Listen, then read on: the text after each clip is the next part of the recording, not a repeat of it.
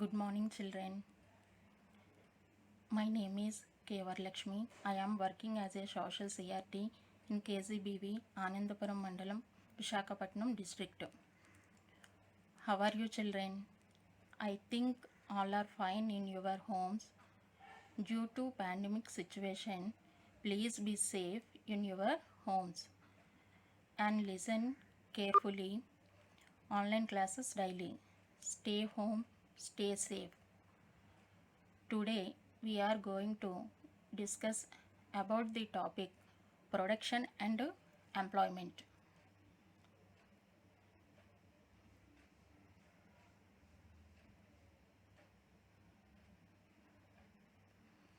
Production and employment. Gross domestic products, GDP.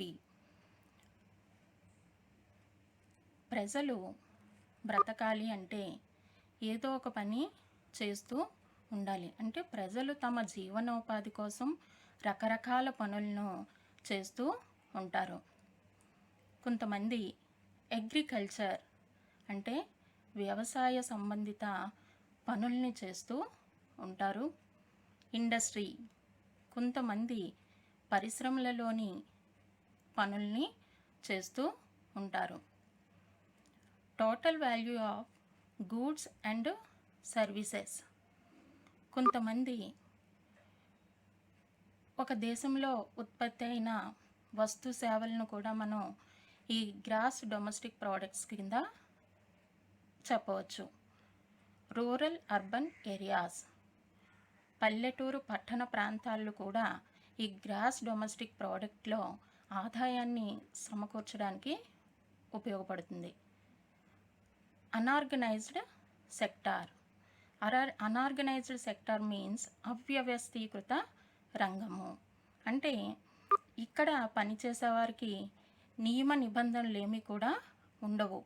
వాళ్లకు నచ్చితే పనిచేస్తారు, లేకపోతే లేదు. అంటే కంటిన్యూస్ పని అనేది వాళ్ళకి ఉండదు. నియమ నిబంధనలు అనేవి అక్కడ వాళ్ళకి ఉండవు.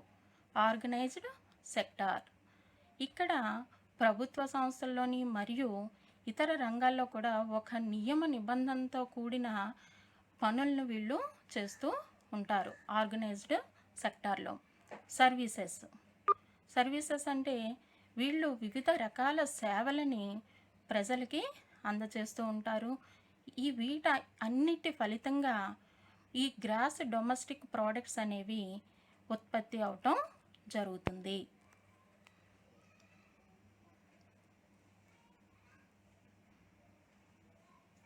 Keywords. Gross domestic product. The value of final goods and services produced with a country during financial year. Gross domestic product అంటే ఒక సంవత్సర కాలంలో ఒక ఆర్థిక వ్యవస్థలో ఉత్పత్తి చేసిన అంచె వస్తు సేవల విలువలు స్థూల జాతీయోత్పత్తి అని చెప్పి మనం పిలుస్తాం. దీనినే మనం GDP means gross domestic product. అంటే ఒక సంవత్సర కాలంలో ఒక ఆర్థిక వ్యవస్థలో ఉత్పత్తి చేసినటువంటి వస్తు సేవల విలువలను మనం ఇక్కడ లెక్కించడం జరుగుతుంది.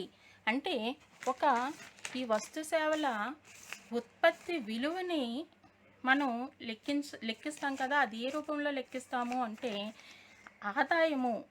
ఆదాయం రూపంలో లెక్కిస్తాం. అంటే దేశ ఆదాయాన్ని లెక్క కట్టడానికి దేశంలో ఉత్పత్తి చేసిన మొత్తం వస్తు సేవల విలువను తీసుకుంటాం. ఈ విలువని చెప్పడానికి మనం ఉపయోగించే సాంకేతిక పదాన్ని మనం ఏమని పిలుస్తున్నాము? జీడిపి అని చెప్పి మనం పిలుస్తున్నాం. Final goods. The goods which are not used further in producing goods and directly consumed by people. అంటే ఏంటి? అంచె వస్తువులు అంటే మనం వినియోగించడానికి అవి సిద్ధంగా ఉన్న వస్తువులు. ఏంటమ్మా అవి? మనం వినియోగించడానికి సిద్ధంగా ఉన్న వస్తువులను మనం ఫైనల్ గూడ్స్ అని చెప్పి అంటాం.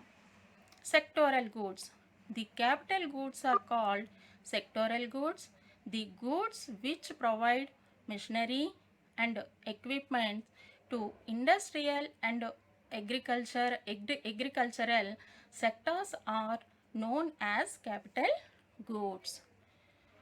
Employment shifts అంటే ఉపాధి బదిలీ.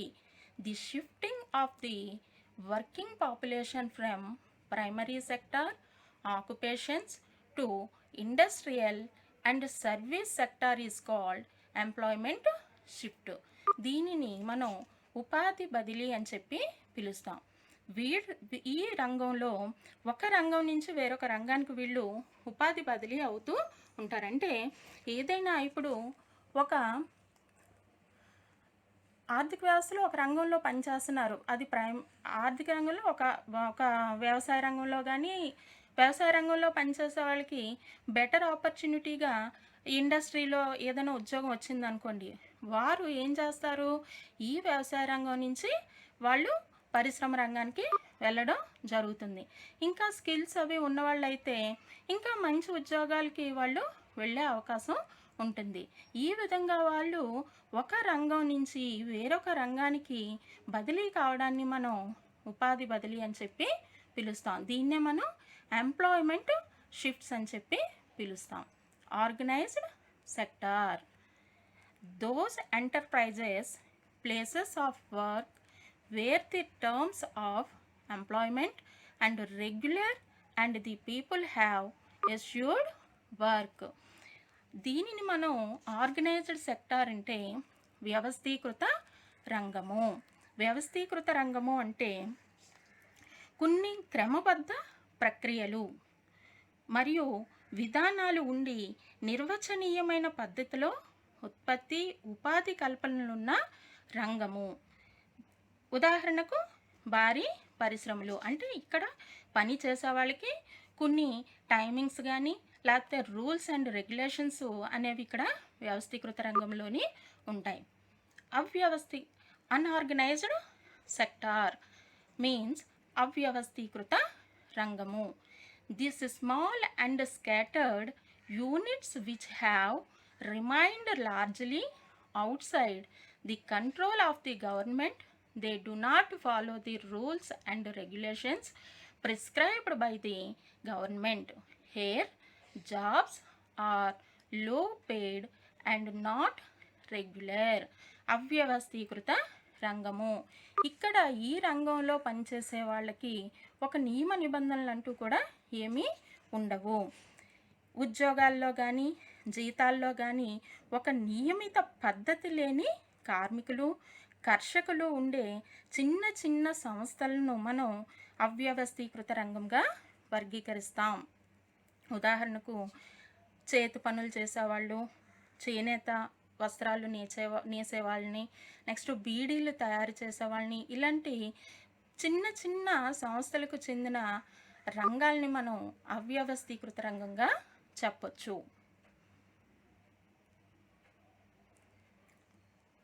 Children, did you understand? Okay. ఇప్పుడు మనం ఉత్పత్తి అంటున్నాం.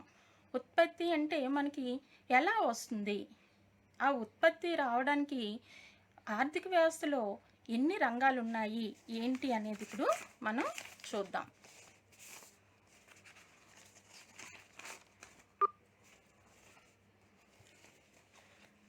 Sectors of economy.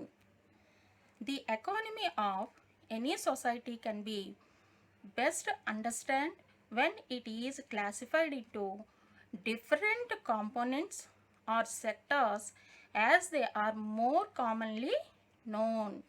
The three classifications are as follows. ఎన్ని క్లాసిఫికేషన్స్ ఉన్నాయమ్మా? మనకి 3 క్లాసిఫికేషన్స్ ఉన్నాయి. ఎక్కడ మనకి sectors of economy. First one is primary sector. దీన్నే మనం అగ్రికల్చర్ ఆర్ ప్రైమరీ సెక్టార్గా మనం చెప్పవచ్చు. Second one is industry or secondary సెక్టార్గా మనం చెప్పవచ్చు. మూడోది సర్వీస్ ఆర్ టెరిటరీ సెక్టార్గా మనం చెప్పవచ్చు. అంటే first primary sector. Primary sector అంటే దీనిని మనం తెలుగులో ప్రాథమిక రంగము అని చెప్పి పిలుస్తాం. Primary sector is related to agriculture and other related activities such as fishing, forestry, mining, where nature has a dominant role in the production process. అంటే ఇక్కడ ఏంటి, ఇక్కడ ఈ ప్రైమరీ సెక్టార్లో పనిచేసే వాళ్ళు ఎక్కడ పనిచేస్తున్నారు, వ్యవసాయము మరియు వాటి అనుబంధ వృత్తులను వాళ్ళు చేయటం జరుగుతుంది. వ్యవసాయమునకు అనుబంధ వృత్తులు అంటే ఏంటి, మత్స్య పరిశ్రమ, అటవీ గనులకు సంబంధించిన పనులు ఇక్కడ మనం ప్రాథమిక రంగంగా చెప్పవచ్చు. అంటే ఉత్పత్తి ప్రక్రియలో ప్రకృతి ప్రధాన పాత్రను ఇక్కడ పోషిస్తుంది. ఉత్పత్తి ప్రక్రియలో ప్రకృతి ప్రధాన పాత్రను పోషించడము అంటే ఏంటి, మనం ఫస్ట్ ఏం చెప్తున్నాం, ఫిషింగ్ అంటే ఏంటి, చేపలు పట్టడము అనేది అది ప్రకృతి సిద్ధంగా జరిగేది. అదేవిధంగా ఫారెస్ట్రీ అంటే ఏంటి, అడవులలో లభించే కలప కానీ చింతపండు మనకి అడవుల్లో చాలా లభిస్తూ ఉంటాయి. మూలికలని, చింతపండుని, కలప, నెక్స్ట్ ఇంకా రకరకాలు అన్నీ కూడా అడవుల్లో దొరుకుతూ ఉంటాయి. వాటిని తీసుకొని వచ్చి వాళ్ళు అమ్ముకొని ఎంతో కొంత ఆదాయాన్ని సంపాదించుకొని వాళ్ళు జీవనోపాధిని పొందుతూ ఉంటారు. దీనిని మనం ఏమని చెప్తున్నాం, ప్రైమరీ సెక్టార్ కింద చెప్తున్నాం. అంటే వీళ్ళకి ఒక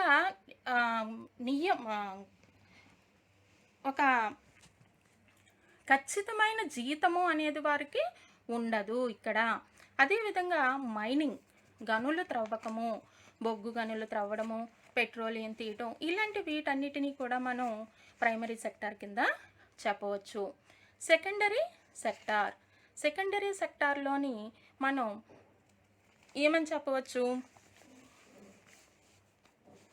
secondary sector is related to manufacturing process and other industries where goods are produced by people using tools or machines. ఈ సెకండరీ సెక్టార్లో మనకి యంత్రాలు, పరికరాలని ఉపయోగించి వస్తువుల్ని ఉత్పత్తి చేస్తారు మరియు ఇతర పరిశ్రమల్ని కూడా ఇక్కడ ద్వితీయ రంగము, మనం సెకండరీ సెక్టార్ని ఏమని పిలుస్తాము, ద్వితీయ రంగము అని చెప్పి పిలుస్తాం. దీనిని సెకండరీ సెక్టార్లో చెప్పవచ్చు. అదేవిధంగా manufacturing process and other industries. And third one is service sector related to those activities that do not directly produce a good but provides services that are required to production and other services for people. ఇక్కడ ఏంటి, తృతీయ రంగము, దీన్నే service సెక్టార్ని మనం తృతీయ రంగంగా చెప్పవచ్చును. వస్తువులు నేరుగా తయారు చేయకుండా వస్తువుల ఉత్పత్తికి ప్రజలకు అవసరమైన సేవలు అందించే కార్యకలాపాలను మనం ఏమని పిలుస్తున్నాము, సర్వీస్ సెక్టార్ కింద మనం పిలుస్తున్నాం. సో ఇందులోని మనం సర్వీస్ సెక్టార్కి ఉదాహరణగా పోస్టల్, టెలిగ్రాఫ్, బ్యాంకింగ్, ఇన్సూరెన్స్, వీళ్ళు అందరూ కూడా అంటే పోస్టల్ డిపార్ట్మెంట్లోని వాళ్ళు మనకి సేవలని అందిస్తూ ఉంటారు. అదేవిధంగా టెలిగ్రాఫ్ డిపార్ట్మెంట్లో, అదేవిధంగా బ్యాంకులోని జాబ్ చేసే వాళ్ళు మనకి అనేక రకాల సేవలని అందిస్తారు. అదేవిధంగా ఇన్సూరెన్స్, ఈ సంస్థల్లో పనిచేసే వాళ్ళు వివిధ సేవలను ప్రజలకి అందించడం జరుగుతుంది. దీన్ని మనం ఏమని పిలుస్తున్నాం, సర్వీస్ సెక్టార్ అని చెప్పి పిలుస్తున్నాం. ఇక్కడ ఇప్పుడు మనం 3 సెక్టర్స్ ఆఫ్ ఎకానమీ గురించి మనం చెప్పుకున్నాం. సెక్టర్స్ ఆఫ్ ఎకానమీలో మనం primary sector, secondary sector and service sector అని 3 రంగాలను మనం చెప్పుకోవడం జరిగింది. ఇక్కడ ఒక టేబుల్ ఇవ్వటం జరిగింది. టు రీకాల్ దీస్ డిఫరెన్సెస్ చూద్దాం ఇప్పుడు.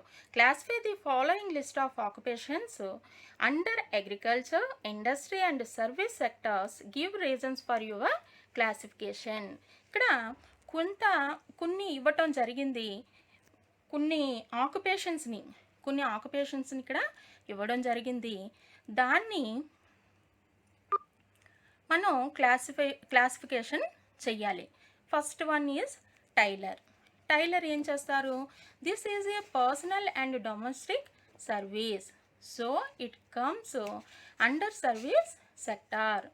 ఇతను చేసే పని ఏంటి? టైలరింగ్ చేస్తూ ఉంటారు. ఇదే అతను వ్యక్తిగతంగా చేసే పని. కాబట్టి దీన్ని మనం ఏమని చెప్పొచ్చును? సేవారంగం అంటే సర్వీస్ సెక్టార్ కింద మనం చెప్పొచ్చు. And next one basket weaver. Basket weaver means బుట్టలు అల్లేవారు. ఏంటి ఇక్కడ? He comes under cottage industry. He comes under cottage industry. ఇక్కడ his activities are household activities comes under secondary sector. Basket weaver కూడా చేసేదేంటి? ఇది పరిశ్రమ రంగానికి చెందింది. అంటే ఏంటి? కుటీర పరిశ్రమలు అంటాం. కుటీర పరిశ్రమలు అంటే ఏంటి? మనం ఇంటి దగ్గరే ఉండి వస్తువులను ఉత్పత్తి చేసే వాళ్ళు కొంతమంది ఉంటారన్నమాట. ఇలాంటి వాటిని కుటీర పరిశ్రమలు అంటే చిన్న చిన్న సంస్థలుగా మనం చెప్పవచ్చు. ఇది ఏ రంగంగా చెప్పవచ్చు మనం? ఇది కూడా సెకండరీ సెక్టార్ కింద మనం చెప్పొచ్చు. Flower cultivator. ఫ్లవర్ కల్టివేటర్ అంటే ఏంటి? పువ్వులను సాగు చేసేవారు. పువ్వులు ఎక్కడ పండిస్తారు? మనం పొలాల్లోని వాటిలోని పండిస్తారు. అంటే ఇదేంటి? అగ్రికల్చర్ కింద మనకి వస్తుంది. Flower cultivation come under agriculture sector. It is going to be called as primary sector. మనం అగ్రికల్చర్ అంటే ఏం చెప్పుకున్నాం? ప్రైమరీ సెక్టార్ కింద మనం చెప్పుకున్నాం. Milk vendor. మిల్క్ వెండర్ అంటే ఎవరు? పాలు అమ్మేవాళ్ళు. పాలు అమ్మేవాళ్ళు కూడా మనం ఏమని చెప్పుకున్నాం? ప్రైమరీ సెక్టార్ కింద చెప్పొచ్చు. ఎందుకని? Milk vendor comes under service sector. He is not directly producing the milk but supplying milk to people with small benefits. ఇక్కడ milk vendor comes under service sector. Service సెక్టార్లోనికి వస్తుంది. ఎందుకట? He is not directly producing the milk. Milk అనేది అతను ఉత్పత్తి చేయడం లేదు, కేవలం అతను ఏం చేస్తున్నారు? ప్రజలకి సప్లై చేస్తున్నారు. కాబట్టి ఇది సర్వీస్ సెక్టార్ కింద మనం చెప్పొచ్చు. ఫిషర్మెన్. ఫిషర్మెన్ అంటే ఎవరు? చేపలు పట్టే వాళ్ళని మనం ఫిషర్మెన్ అని చెప్పి చెప్తాం. మనం ఇందాక చెప్పుకున్నాం ఫిషర్మెన్ అనేది ఎందులోకి వస్తుంది అంటే ప్రైమరీ సెక్టార్ అని చెప్పాం. Fishing comes under primary sector. This activity directly related to nature which comes under primary agriculture sector. The activity directly related to nature. ఇది డైరెక్ట్గా ప్రకృతితోని సంబంధాన్ని కలిగి ఉంది. కాబట్టి దీన్ని మనం ఏమని చెప్తున్నాము? ప్రకృతికి సంబంధించినవి అన్నీ కూడా మనం ప్రైమరీ సెక్టార్ కింద చెప్తున్నాము. Next one is priest. Priest అంటే ఎవరు? మత బోధకులు, పూజారులు. వీళ్ళు సర్వీస్ సెక్టార్ కింద వస్తారు. ఎందుకని? The priest comes under service sector. He is the person who performs religious duties and ceremonies in some religions. It is also a type of service. అతను ఏం చేస్తున్నారు? సర్వీస్ని చేస్తున్నారు, అంటే సేవలని అతను అందిస్తున్నారు. కొరియర్. కొరియర్ అంటే ఎవరు? ఉత్తరాలు బట్వాడా చేసే కొరియరు. ఇతను చేసేదాన్ని మనం సర్వీస్ సెక్టార్ కింద చెప్పొచ్చు. Courier is a service sector. It provides people easy delivery of important documents in less time. Nowadays courier services are very important. మనకి ప్రస్తుత రోజుల్లో ఈ కొరియర్ సర్వీస్ అనేది చాలా ముఖ్యమైనదిగా చెప్పవచ్చు. Next one is gardener. Gardener is the person who will look after garden comes under agriculture activity. గార్డెనర్ని మనం ఏమని చెప్పొచ్చు? ప్రైమరీ సెక్టార్ కింద చెప్పవచ్చు gardener. So gardener comes under primary sector. Workers in match factory. ఈ match factory small scale industries comes under industry. So the workers in match factory comes under secondary sector. ఈ match ఫ్యాక్టరీని మనం ఏమని చెప్పొచ్చు? Secondary సెక్టార్గా మనం చెప్పొచ్చు. Industrial sector. Money lender. Money lender అంటే ఎవరు? వడ్డీ వ్యాపారి. Money lenders though comes under service sector. వీళ్ళు మనీ లెండర్స్ ఏ రంగానికి చెందిన వాళ్ళుగా చెప్పొచ్చు? సర్వీస్ సెక్టార్కి చెందిన వాళ్ళుగా చెప్పొచ్చు. These are informal lenders charge a much higher interest, so it is better to depend on formal lenders banks. Next Porter. Porter అంటే ఎవరు? కుండలు చేసేవాళ్ళు. కుండలు చేసేవాళ్ళు మనం ఏమని చెప్తాం? ఇండస్ట్రీ సెక్టార్గా చెప్తాం. The person who made pots and dishes with clay made by hand. ఇతను చేతులతోని కుండల్ని తయారు చేయడం అనేది జరుగుతుంది. Pottery comes under primary occupation. This is directly related to nature. ఇది ఈ పాటరీ అనేది దేనికి సంబంధించింది? నేచర్కి సంబంధించింది. Bee keeper. Bee keeper comes under primary occupation. This activity directly related to nature. ఇది కూడా ప్రకృతితో సంబంధమైన పని. So this activity comes under primary sector. Astronaut. Astronaut అంటే ఎవరు? వ్యోమగామి. The person whose job is travelling and working in spacecraft for inventing new things to the society. His services to the society are vulnerable. He comes under service sector. వీరు కూడా చేసే వాటిని మనం service, astronauts చేసే పనిని కూడా మనం service sector కింద చెప్పవచ్చు. Call centre employee. Call centre ఎంప్లాయీని మనం సర్వీస్ సెక్టార్ కింద చెప్పొచ్చు.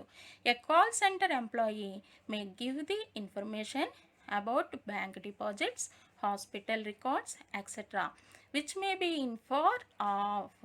So it comes under service sector. Children, are you understood? ఇప్పుడు ఇక్కడ ఒక టేబుల్ని ఇవ్వటం జరిగింది.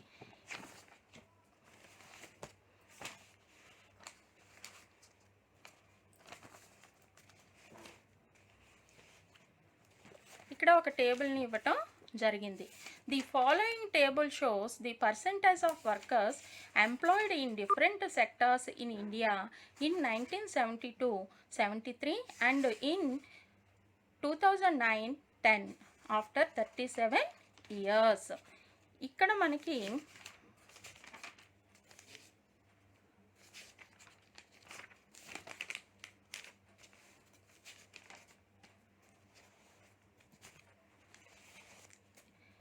year 1972 and 73, agriculture 74%, industry 11%, services 15%. 2009 and 10, agriculture 53%, industry 22%, services 25%. ఇక్కడ మనం what are the major changes that you observe from the above table? From what you have read before, discuss what could be some of the reasons for these changes. ఇక్కడ మనకి ఏంటి?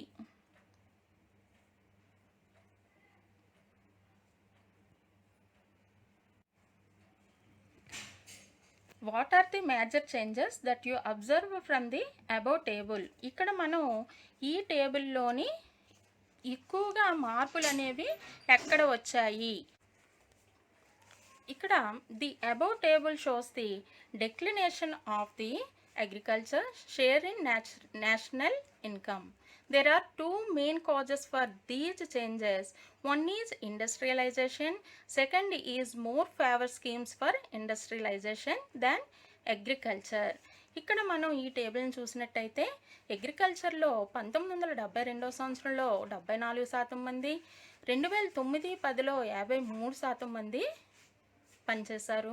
ఇండస్ట్రీలో అంటే ఇక్కడ అగ్రికల్చర్లో తగ్గింది. ఎంత పర్సెంట్ తగ్గింది? 21% ఇక్కడ తగ్గింది.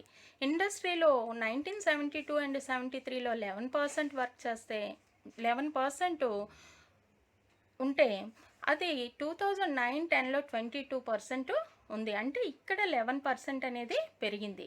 సర్వీస్ సెక్టార్లో 1972 అండ్ 73లో 15% ఉంటే 2009 అండ్ 10లో 25% ఉంది. అంటే ఇక్కడ సర్వీస్ సెక్టార్లో కూడా పెరగడం జరిగింది.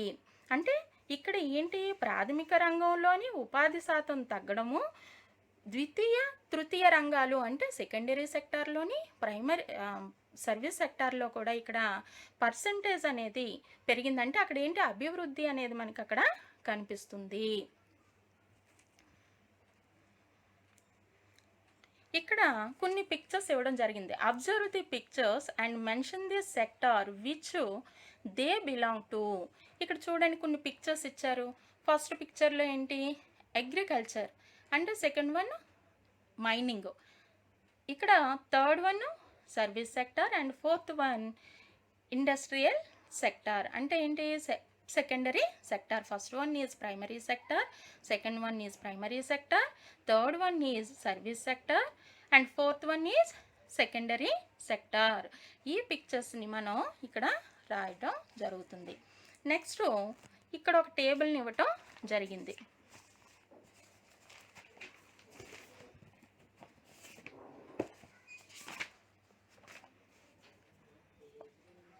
ఇక్కడ ఏంటి, GDP by agriculture industry and service sectors. GDP అంటే మనం ఏమనుకున్నాం, గ్రాస్ డొమెస్టిక్ ప్రోడక్ట్స్ అని చెప్పి మనం పిలిచాం. అంటే స్థూల జాతీయ ఉత్పత్తి. స్థూల జాతీయ ఉత్పత్తి అంటే మనం జీడిపిని ఎలా క్యాలిక్యులేట్ చేస్తాము, ఉదాహరణకి ఒక 2 కుటుంబాలను మనం తీసుకున్నట్టయితే మా కుటుంబంలోని వ్యక్తుల్ని చూడగానే వాళ్ళు రిచ్చా పూరా అని మనకి తెలుస్తుంది. ఎలా తెలుస్తుంది, వాళ్ళు వేసుకున్న డ్రెస్సులను బట్టి, వాళ్ళు వాడే వాహనాలను బట్టి, వాళ్ళు ఉపయోగించే వస్తువులను బట్టి వాళ్ళు రిచ్ ఆర్ పూర్ అని చెప్పి మనం తెలుసుకోవడం జరుగుతుంది. ఇక్కడ మనకి ఈ టేబుల్లో 1972 అండ్ 73, 2009 అండ్ 10లో అగ్రికల్చర్, ఇండస్ట్రీ అండ్ సర్వీస్ సెక్టార్లో జీడిపి ఏ విధంగా ఉంది అనేది ఇక్కడ మనకి గ్రాఫ్ ఇవ్వటం జరిగింది. అగ్రికల్చర్లో gross domestic product 1972 and 73 2,43,082 and 2009 and 10లో 7,64,817. ఇండస్ట్రియల్ సెక్టార్లో 1,33,912, 2009 అండ్ 10లో 11,73,089. సర్వీస్ సెక్టార్లో 1972 అండ్ 73లో 2,09,352, 2009 అండ్ 10లో సర్వీసెస్ 25,78,165. అంటే ఇక్కడ మనకి ఈ టేబుల్లో మనకి ఏం తెలుస్తుంది,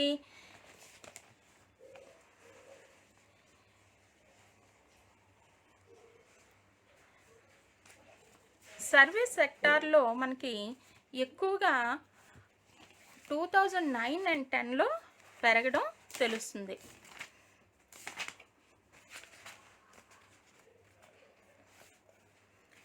72 అండ్ 73లో వ్యవసాయ రంగం అధిక ఉత్పత్తిని కలిగి ఉంటే ఇక్కడ 5,86,346 కోట్లతో వ్యవసాయ రంగం ఉండగా అందులో వ్యవసాయ రంగం వాటా ఎంత, 2,43,082 కోట్లని కలిగి ఉంది. అయితే 2009 అండ్ 10లో ఇక్కడ సేవారంగం అధిక ఉత్పత్తిని కలిగి ఉంది. ఇక్కడ మొత్తం GDP 45,16,071 crores. Service sector 25,78,165 crores. మిగిలింది ఏంటి? వ్యవసాయ రంగం 7,64,817 crores. ఇండస్ట్రీ సెకండరీ సెక్టార్లో 11,73,089 crores వాటాని కలిగి ఉంది. అంటే ఇక్కడ మనం చూసినట్టయితే 1972 అండ్ 73, 2009 అండ్ 10ని మనం కంపేర్ చేసినట్టయితే ఇక్కడ జీడిపి అనేది 8 రెట్లు పెరిగింది.